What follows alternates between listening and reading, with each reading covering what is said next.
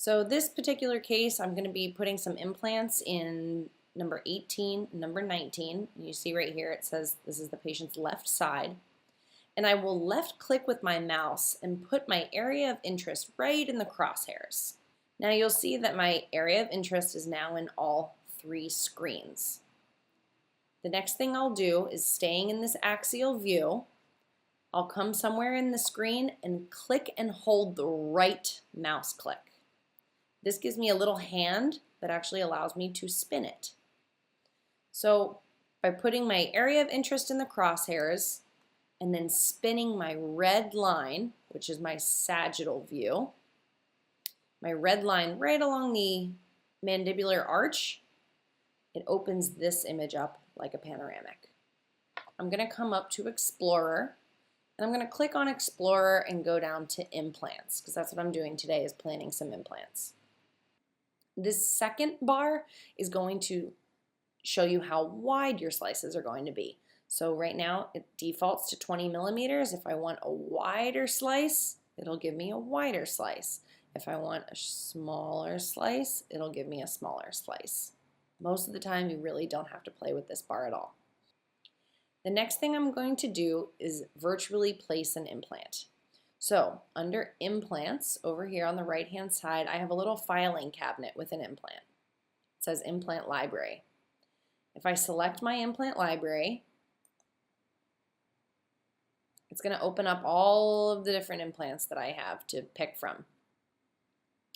In this particular case, I'll go with Zimmer just because it's a Z and at the bottom of my screen and I can find it easily. And we'll put in a tapered screw vent, 4-1 by, let's try 11.5. Okay. Once I select the implant that I want to place, I can go down to the bottom and say Add to Plan. Now you'll see that my mouse has turned into my implant. So again, remember when we talked about my mouse being in a specific slice, and up in these screens, my red slices turn to white? This is how I can control where I'm going to put the implant.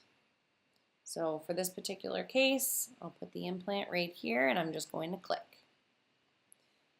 The white balls at either end of the implant are going to allow me to shift the rotation, kind of the angle of my implant. Or if I click on the implant itself, I can move the entire thing around.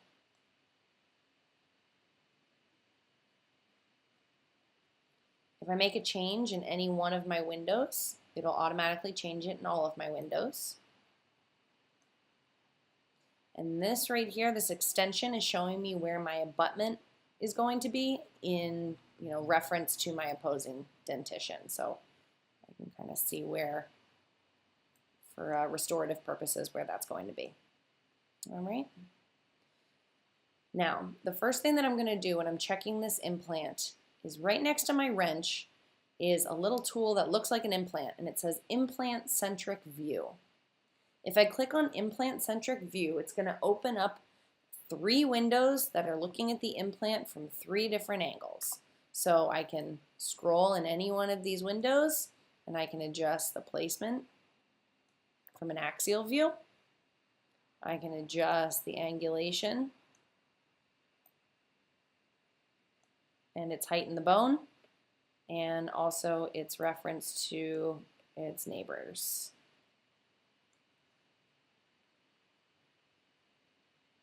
Okay. If I click out of my implant-centric view, I'm back to my image itself. So now if I go back into my implant library, I can select a different implant. So maybe I don't know why I would go with a different size, but 4.1 by 13. And I'm going to go Add to Plan. And I can do the exact same thing right next door.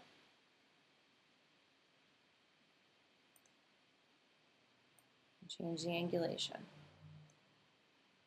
Now in this particular case, this implant is too long. That is my nerve right there. So if I wanted to change out this implant for a shorter one, I can simply double click on the implant itself. It's going to show me which implant I've placed. I also have the ability to change the color of it if I wanted to, change the color of the implant itself. But on this screen, it's also going to allow me to go back into my implant library and swap it out with a shorter implant, and I can click replace. It's going to keep the same angulation of my implant, but it's just going to replace it with a shorter one. Again, if I go back into my implant library, select a different size implant and replace, it'll replace my implant. Again, if I go into my implant-centric view, I can change its relation to its neighbor. I can change the angulation. Okay. All right. Lastly, if you're working with 2 implants or multiple implants and you want to parallel them, an easy way to do this is just select the implant that you want to parallel from. So let's say I'm going to start here and I want this implant to parallel this one. If I select and highlight the one implant and I come down here, see how this one right here, tapered screw vent, everything that I do is going to populate down here in the object browser. So every measurement I make, if I'm making any measurements, so right here's my little measuring tool, so I can measure from, let's say, the crest of bone to the top of the nerve. Everything I do is going to automatically populate down here. So that was 11.81 millimeters that I just measured out. Same goes for my implants.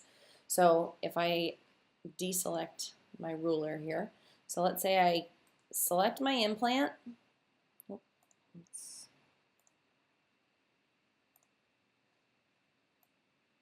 Come over here, and that's my implant that's selected. And this implant is bold. I'm going to select this box right here. So this is bold, and I'm telling the software I want this to match this. So I selected that top implant, and I selected the box of this implant, and I'm going to click this little button that says Align.